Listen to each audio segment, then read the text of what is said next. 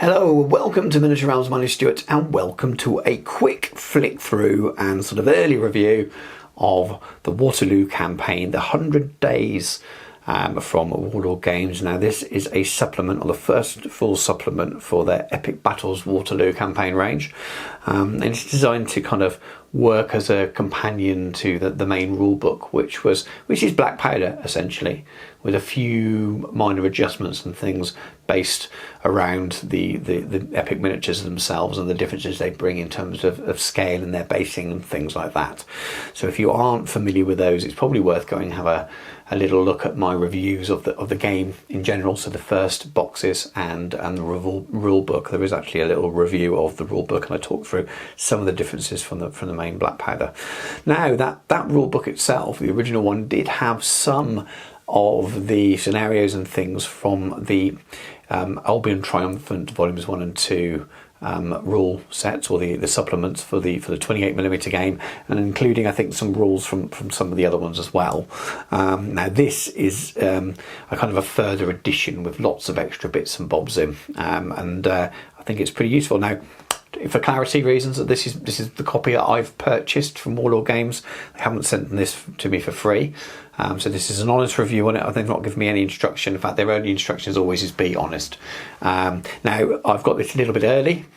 They just processed my order early so I can do the review for you, just to be completely open and clear about it, so you wonder why I've got it.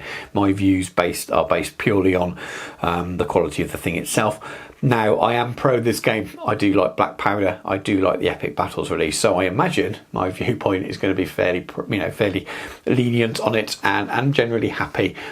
Some people don't always like that, so I just want to be upfront about it, really. But I will, if I see anything I think that could be an issue, I will review it as fairly as I possibly can. But my own personal bias is that I already like these releases anyway. So what is it? Essentially, it's a collection of scenarios and some extra additional rules for commanders, some new units, and sort of a detailed look at the orders of battle with added points, like a kind of a expanded army list in there. Now it's written by Adrian McWalter, who wrote the Albion Triumphant expansions. I think he's written all of the Napoleonic Black Powder expansions for Warlord Games, so your French book and things as well. So your first section are the 100-day scenarios, and that goes on sort of for over 100 pages. You can play them in chronological order. There's all different types of scenarios, some splitting down the main battle of Waterloo itself, and some leading up to the main battle. And then after that, you've got some what-if scenarios. So depending on different things, like Derlon, if his corps actually appeared at Courtebras or Ligny rather than being stuck in no man's land, then you've got your additional rules, new units, and your commanders, along with your final orders of battle at the end. So it's over 200 pages in all, which is pretty good for a small release. So it is full colour, very, very nicely done. All the pictures are of epic models or artwork you've seen before. So we've got a campaign map there with different dates and things on there. Now, if you're very familiar with Waterloo, you're going to be aware of these things. You'll be able to get a lot of this information in from your Osprey books, from other historical books. There's hundreds and hundreds of books written on Waterloo, and also the existing 28mm expansions that I've already mentioned, and they are very useful and usable in many ways for epic scale. But this is kind of a lot of it compiled in there with loads and loads of extra stuff, representing it in a way that that works for epic. And if you're new to the period because you've picked up epic, which I know quite a few people are, especially at my local club, never played the period before, they will love this.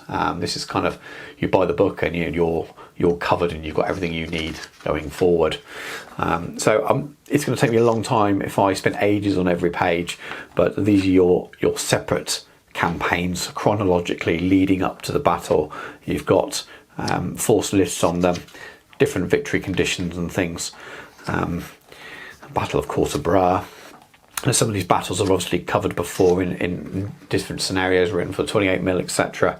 I haven't read this word for word, so I can't tell you whether it's exactly the same scenario that's just been copy and pasted. I don't know, but there are enough little extras and changes in here that show this is clearly aimed at the epic battles market.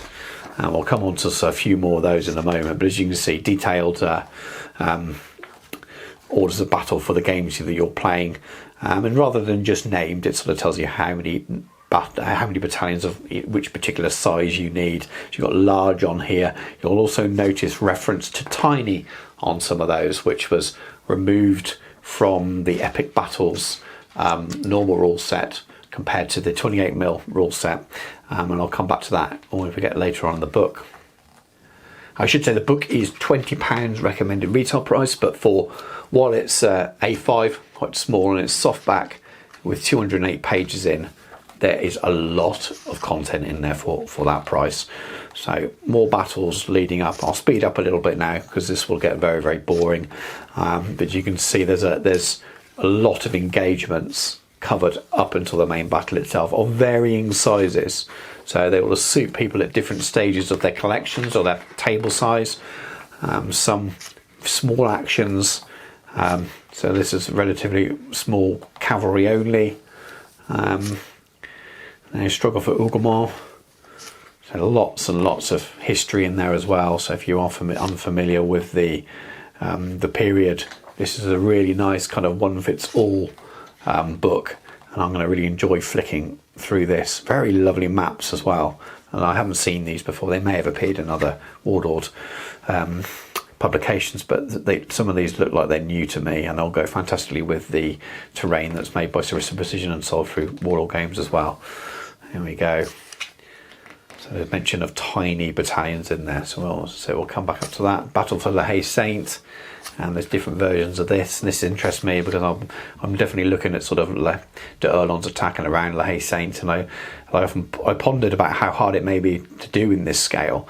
But there's a scenario here which manages to focus around La Haye Saint, but will also have the units around it, and it's actually played the opposite way around to what I was planning. So this might change my plans a little bit. I might decide to focus on one of those. So La Haye Saint final assault, so later stage of the battle, much smaller in terms of number of battalions here. So we've only got 5 full French and 1 tiny, and far smaller in terms of its defenders. So you'll be able to play this without maybe people who are only a quarter of their way into painting their big collection as well. You can play some of these quite early on. I might not be too far off and go at these, which is cool, excites me. D'Erlon's core attack, so that's the whole core attack, and as you can see from the forces needed there, bigger, but I think you could potentially still squeeze it on a 6x4. And then defense of Papelette. So it's just on and on. This is scenario after scenario, loads and things to either work directly from or to kind of change and give you inspiration for making your own up. But I'm surprised about quite how much there is in here in terms of the detailed number of scenarios is well beyond what I would have expected. So we're about halfway through the book now, and we're still working our way through the sheer amount of scenarios that there are. And then you move on to the what if, which I mentioned earlier. So what if d'Erlon did interfere at Courtebras or Ligny? So that gives you a bit of a what if there. What if the French rearguard stood at Courtebras? Good, fun things to wargame, and things that us wargamers like. Then he's got a little bit of a section about how to sort of manage a pickup game. So I know doesn't tend to be the way I game for historical actually, but I know that at Incon Gaming, which is one of my local clubs, there are 3 or 4 guys that are playing this quite regularly, almost weekly on club nights, and they play using matched army lists. This will be perfect for them, just giving them an idea of choosing points, how to deploy, and to work out your battle table and stuff. It's a really nice little touch, and I wouldn't have expected it to be in there at all. As I said, it's not always the way I game. I tend to work towards playing games less often of this style, and then organising a big game and usually working from an order of battle and trying to recreate something or make something up that's often mismatched. But if you are taking your army along to play someone at a club and you just want to rock up with 1,000 points each or however many points, this is brilliant. Some additional rules. Now, this is what I mentioned a little bit about in the rule book. So in the standard Black Powder rule book, there are tiny units as well as small, large, standard, etc. And in the epic rule book, this was adjusted slightly because of the number of stands. So as standard, you got 4 stands for a regiment for epic battles, at least for the Waterloo version, not for the American Civil War. It's slightly different again. And this kind of gives some additional rules that help you change that a little bit. That if you have a large battalion, increases to your you modifies to hand and to shooting, and then also rules for having tiny units again. So you can have, especially things like the Hay Saint and Hougoumont, you might have units of rifles or skirmishers and things, some tiny units there. You can actually represent them now, and I wasn't sure how I was going to do that. It didn't give me a headache because I just work around things like that, but this actually gives you official rules for doing it, and there's even points there and stat lines. So that's different. Didn't know that was going to be in there. I think that will make people happy to see that kind of brought into the game. New units, so you've got combined grenadiers, combined voltigeurs and engineers of the guard. So people are wondering what to do with the engineer models that you got. Well, this gives you an idea how you can go about using them with stats and special rules and things as well. So rules for some commanders. Now, some are covered already in the main rule book. The main rule book does have an awful lot already with scenarios and your main commanders, and has army lists and points and things anyway. This kind of extends it. So you've got Kellerman here and Erlon, Picton, Paget. So it really fills it out. Nice now. This will be obviously all of the models that are that you can buy as the commander sets. You may have watched that review already. If you haven't, I'll pop a little link in at the end of this video, because I've reviewed the commander box sets that they've just released as well, or just are coming to release at the same time as this, I believe, or a similar time. Then we move on to Waterloo Campaign Orders of Battle. So this is the actual orders of battle, as far as I can tell, the historical ones, but it also gives you details like the unit commander's name, which we always love, what type of unit they are, and it tells you the size that it would be at the time. So it's saying large, so 5 stands.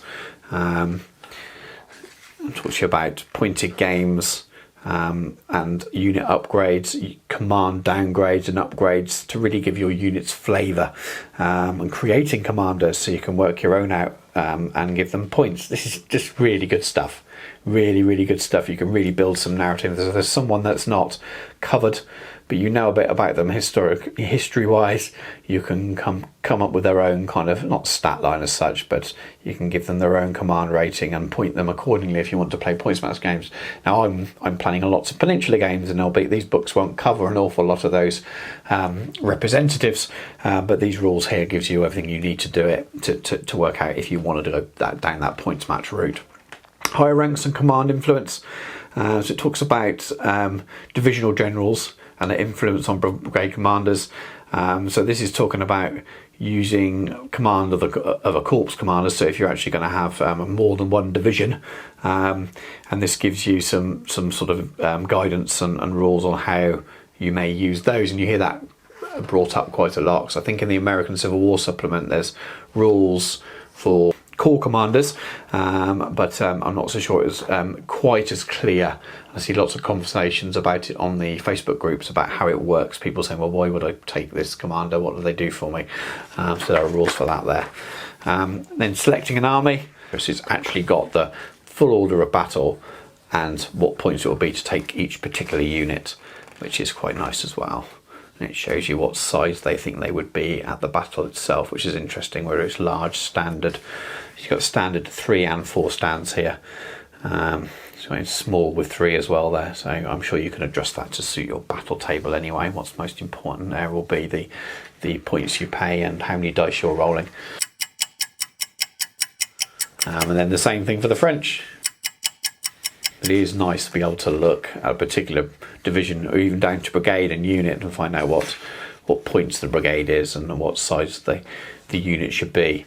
I mean, I'd be looking at, even though I won't not use the points here, it does give me some guidance around the size of the unit, whereas I may sit there looking at my orders of battle and looking at the number of men supposedly present and try and work out what size unit they should be. Well, you've got that here for you already, for at least for the Waterloo campaign, which is really, really good.